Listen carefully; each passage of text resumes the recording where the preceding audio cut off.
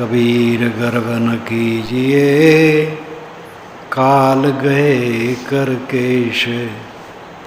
ना जानो कित मारी हैं, क्या घर क्या परदेश।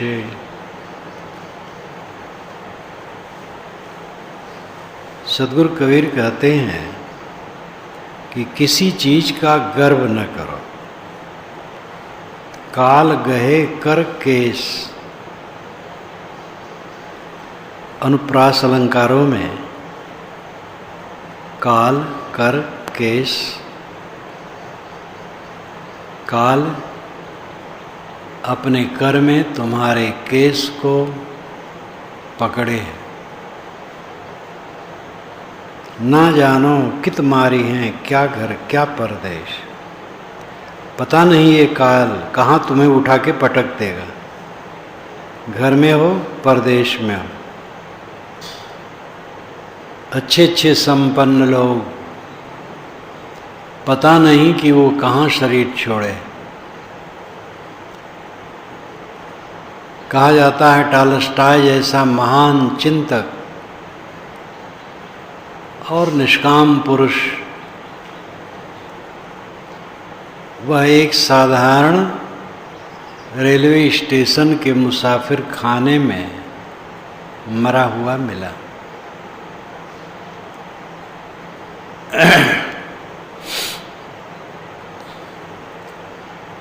छत्तीसगढ़ के हमारे नूर सिंह भक्त, जो पहले ज़माने में वही खास होते थे छत्तीसगढ़ में, वही बुलाते थे। उन्हीं यहाँ संत समाज गुरुजी लेके जाते थे। छत्तीसगढ़ के लोग वहीं आकर के मिलते थे और अपने अपने यहाँ कार्यक्रम रखते थे। जिनके 20-22 हल चलते थे,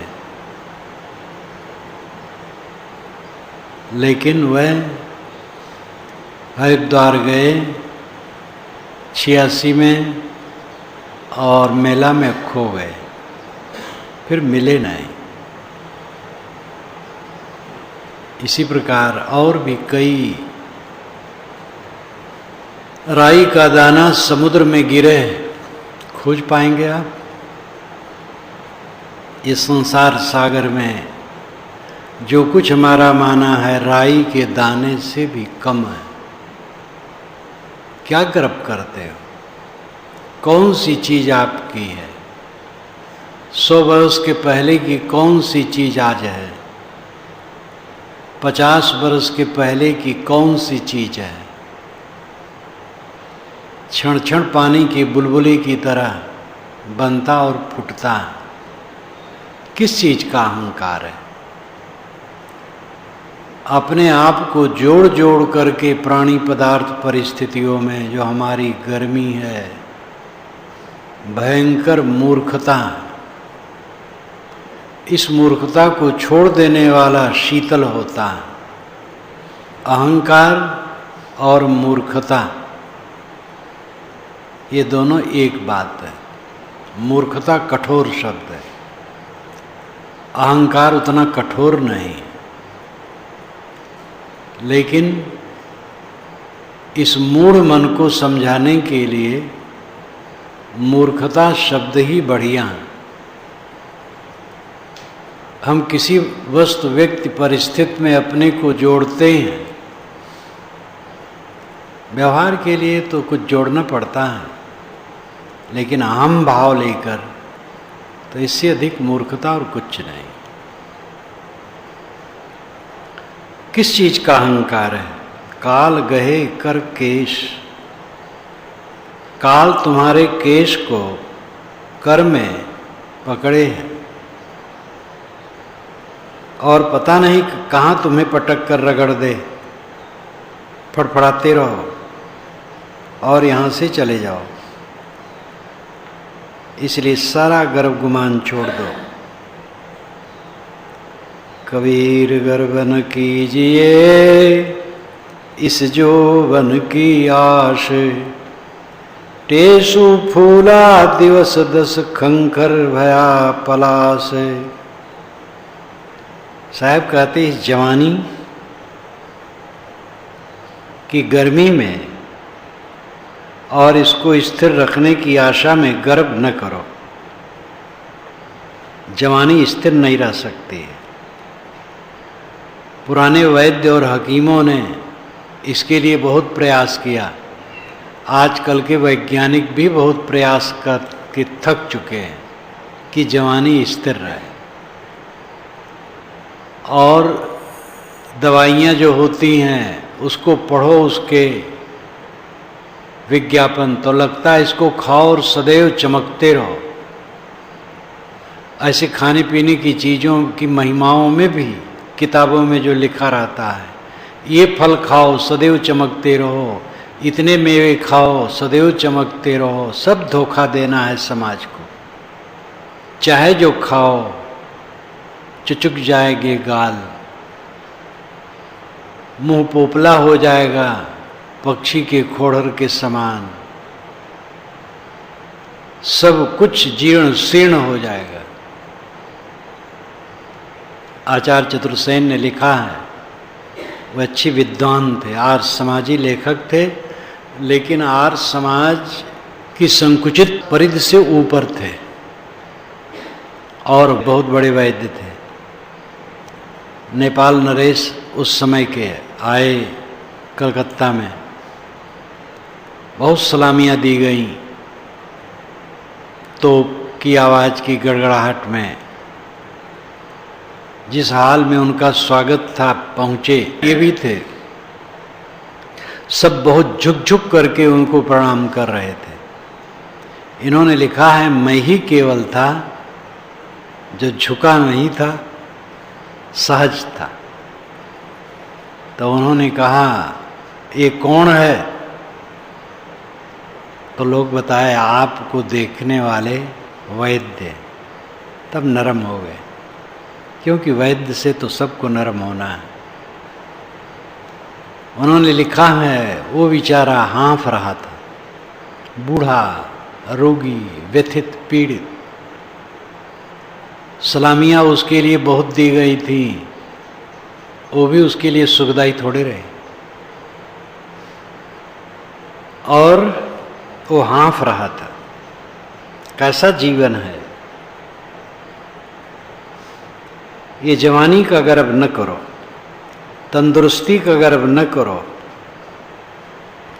अपनी बाहुओं, सीना, कमर और पैर की पिंडलियों और ये सब के सुगठन को देख करके गर्व न करो।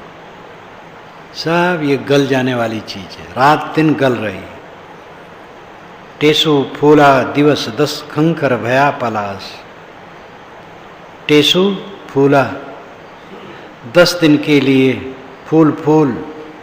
जब टेसु फूलता है, पलास फूलता है, तो देखो पूरा पेड़ लाल लाल फूलों से भरा रहता है, लेकिन झड़ जाता है और खंखर हो जाता है।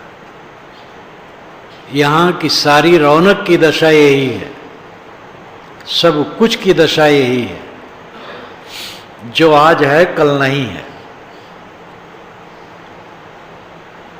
कबीर गर्व न कीजिए, ऊंचा देखी आवास, काल परो भूई लेटना, ऊपर जमसी घास। साहब कहते, ऊंचा आवास देख करके गर्व न करो, तल्ले पर तल्ला, बड़ा महल। अकबर बादशाह का दरबार आगरा में आप देख लो, जहाँ अपने रत्नों के साथ वो बैठता था, वो मंच अभी भी है, पत्थर से बना हुआ, मकान से जुड़ा हुआ। और नीचे एक बड़ा पत्थर है जिस पर मंत्री खड़ा होकर के देश विदेश का संदेश सभा में कहता था। सभागार विशाल स्तंभों पर बना हुआ। आज वहाँ कीड़े रेंगते हैं, पर्यटक घूमते हैं। कुछ क्षेत्र में सेना रहती है, उनका सामरिक साधन रहता है, और कुछ देखने के लिए खुला है।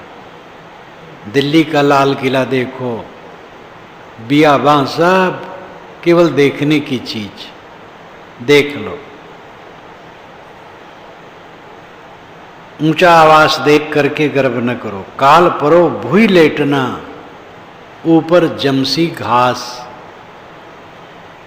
काल परों में तो जमीन में लेटना होगा, और मिट्टी के अंदर में चले जाओगे। जिसमें अहंकार है कि मैं हूं, वो शरीर मिट्टी के अंदर चला जाएगा। ये चेतन तो अपने कर्म बस अलग जाएगा, लेकिन ये शरीर मिट्टी के अंदर में चला जाएगा। ऊपर जमसी घास, तुम्हारे शरीर के ऊपर घास जमी रहेगी, शरीर का पता ही नहीं रहेगा, केवल मिट्टी और घास। कितनी संवेदनशीलता थी उनमें, और कहने में प्रेषण शक्ति कितनी थी, शब्द योजना करने की क्षमता कितनी थी। मिस्र बंधुओं ने लिखा है कि कबीर साहब कविता बनाने कहीं लिखते नहीं कि मैं कविता बनाना चाहता हूँ।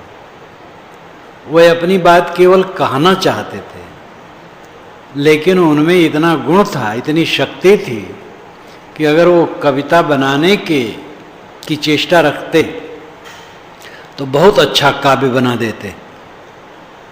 लेकिन उन्होंने इसकी परवाह नहीं की।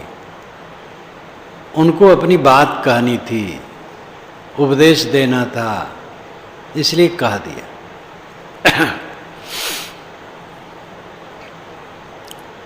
डॉक्टर जय प्रसाद द्विवेदी ने भी लिखा है कि कबीर ने कविता बनाने की नहीं सोची,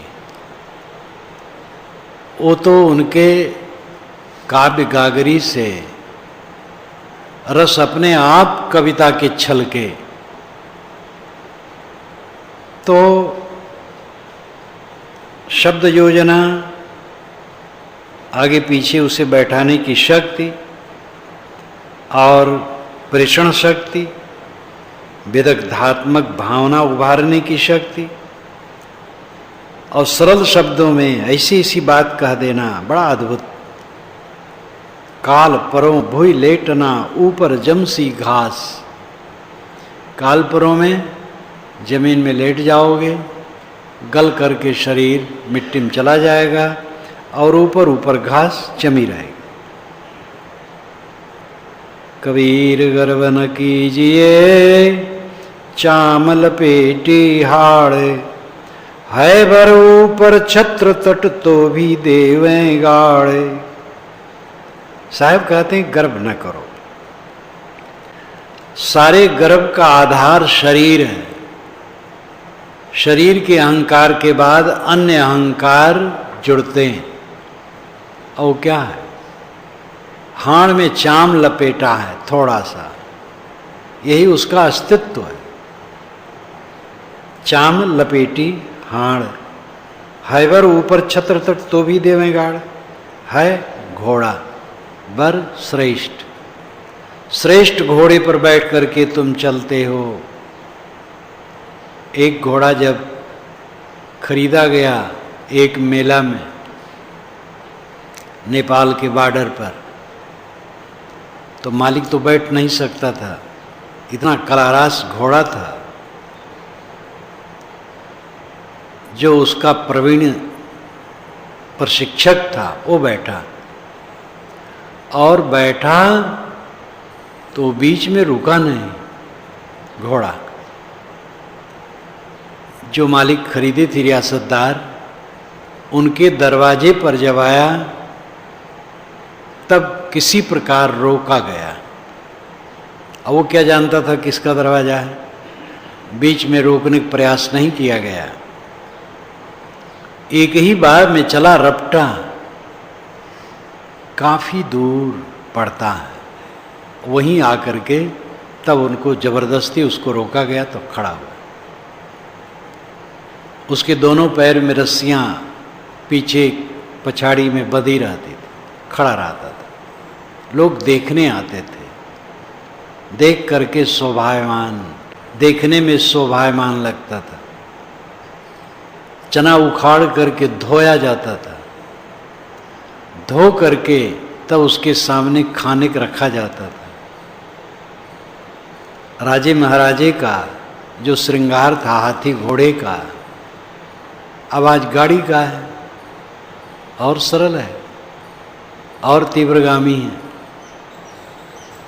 लेकिन तीव्रता में घोड़ा काफी तेज चलता, कलाराज के घोड़ा काफी तेज।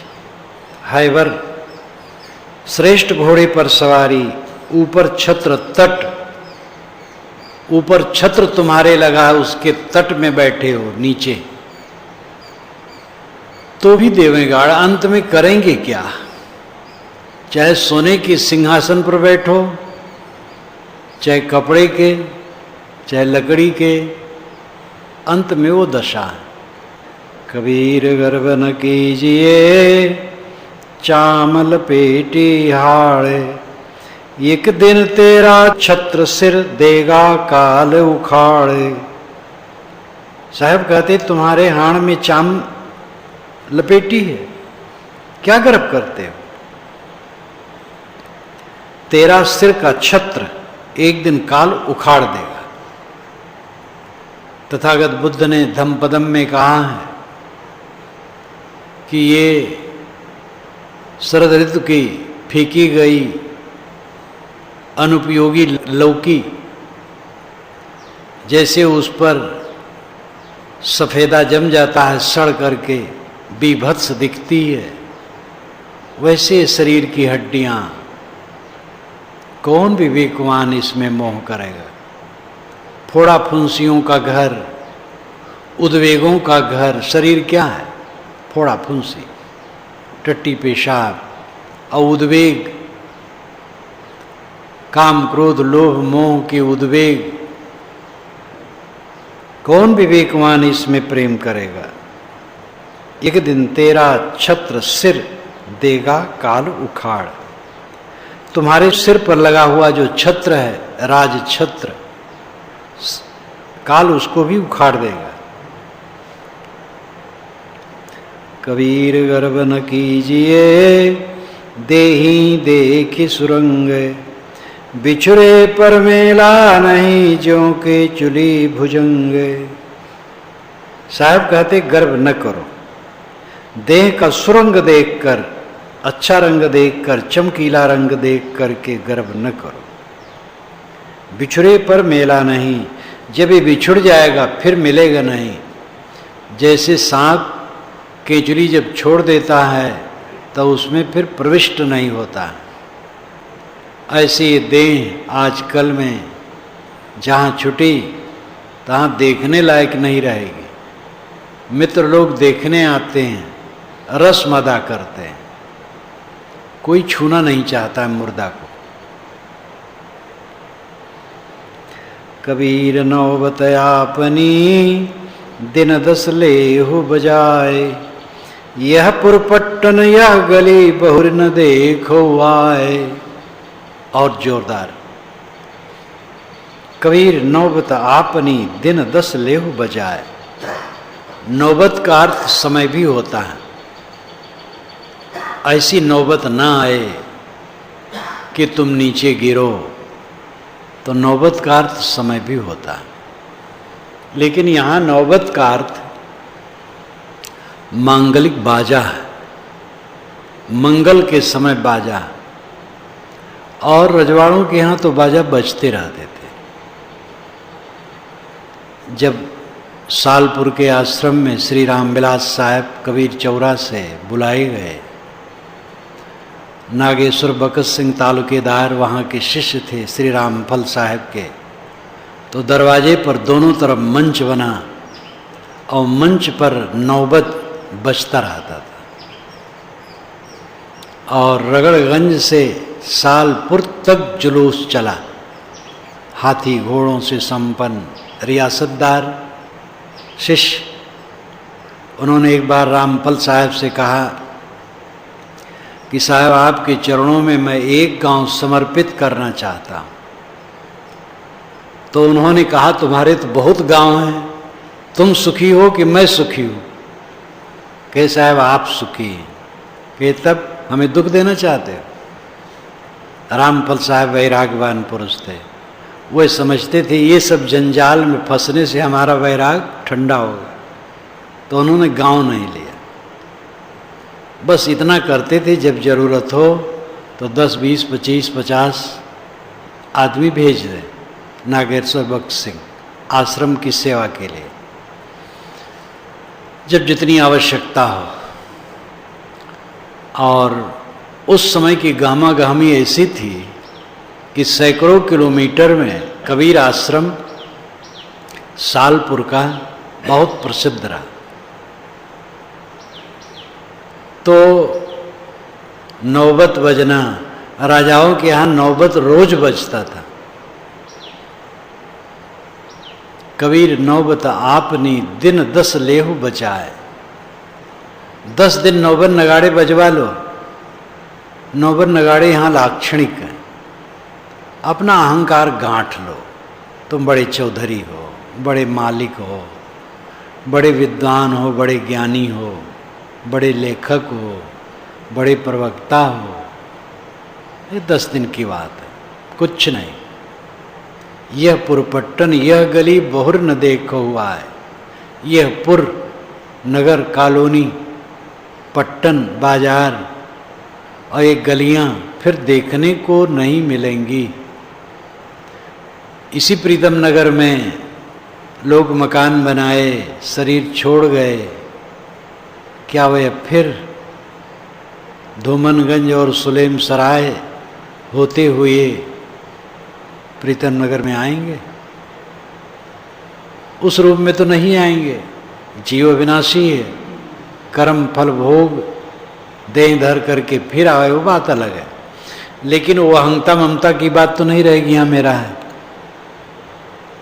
यह पुरपट्टन यह गली बहुर न देखो हुआ है। बहुत बढ़िया है साखी। इस साखी पर मैं खूब अभ्यास करता रहा। इस साखी से वैराग का अभ्यास मैं खूब करता रहा।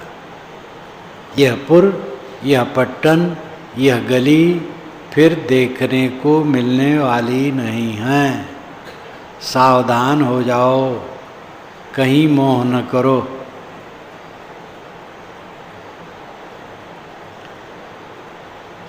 कबीर थोड़ा जीवना माढ़े बहुत मढ़ान। सब ही उभा पंथ सिर राव रंग सुल्तान। साहब कहते हैं थोड़ा जीना है और दिन दिन वो समय कट रहा है। मौत के निकट निरंतर शरीर जा रहा है। माढ़े बहुत मढ़ान, बहुत मढ़ान मारता है, बड़ा ठाट बाट जमाना चाहता है।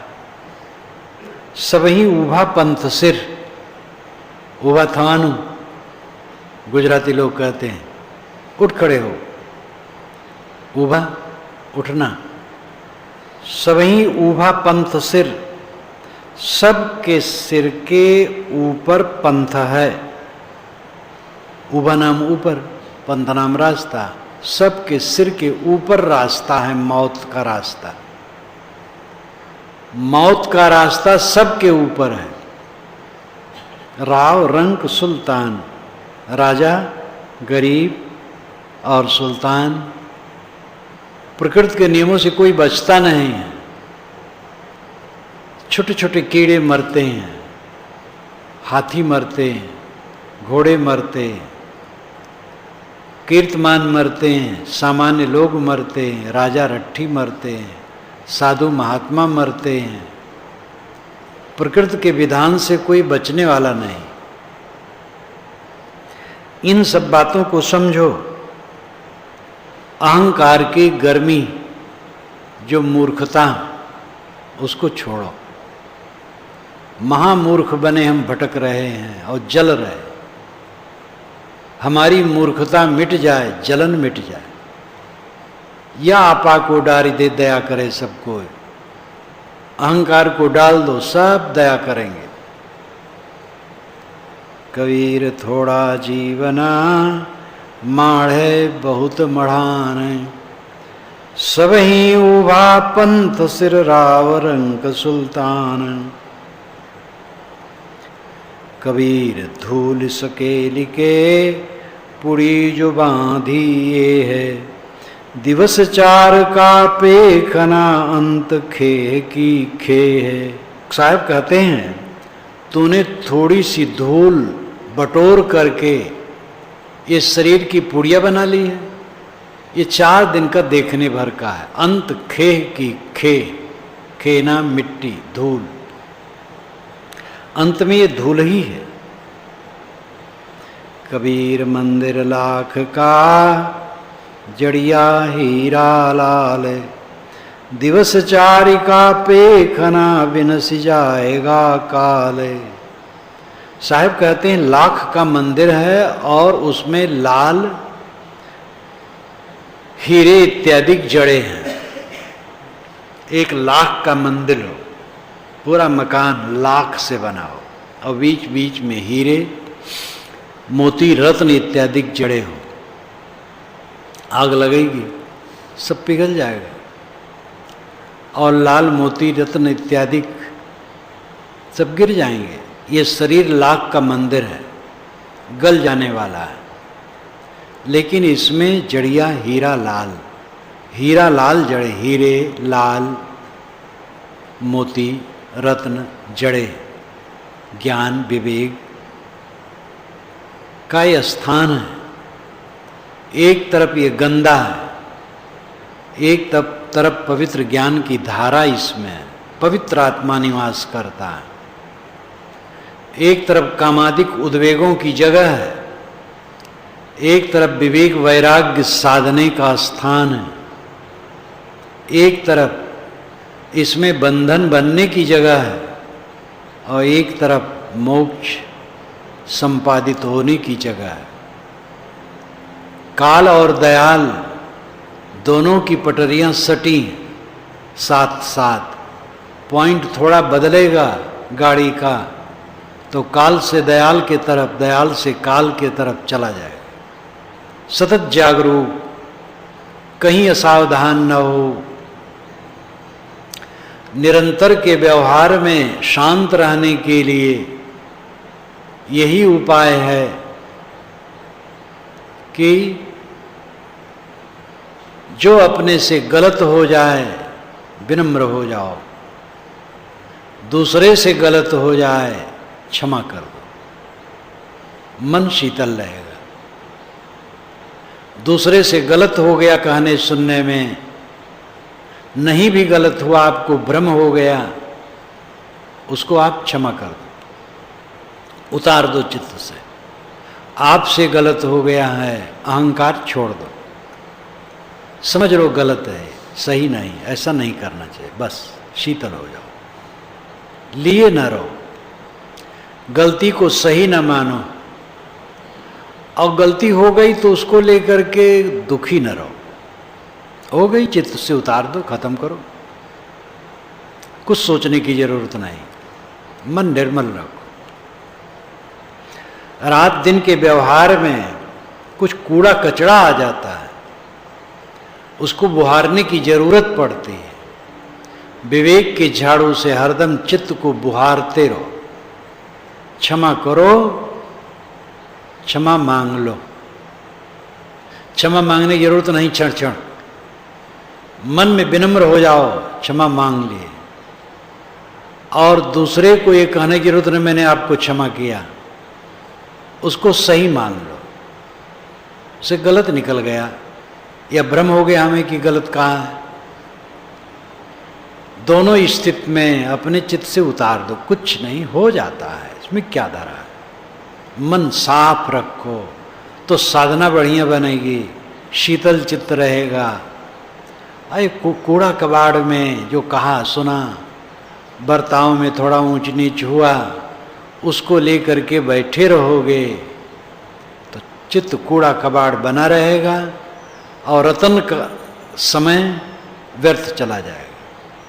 ये रतन समय, एक एक क्षण आध्यात्मिक उन्नति के लिए, बंधन काटने के लिए, तो मन में कबाड़ न बनाओ। हीरा लाल इस जीवन में जड़े हैं। इस लाख के मंदिर में, शरीर रूपी लाख के मंदिर में हीरे लाल जड़े। साधना करने का यहाँ खुला अवसर है। दिवस चारिका पेखना बिनस जाएगा काल। 4 दिन का देखने भर का यह है, फिर काल इसको समाप्त कर देगा।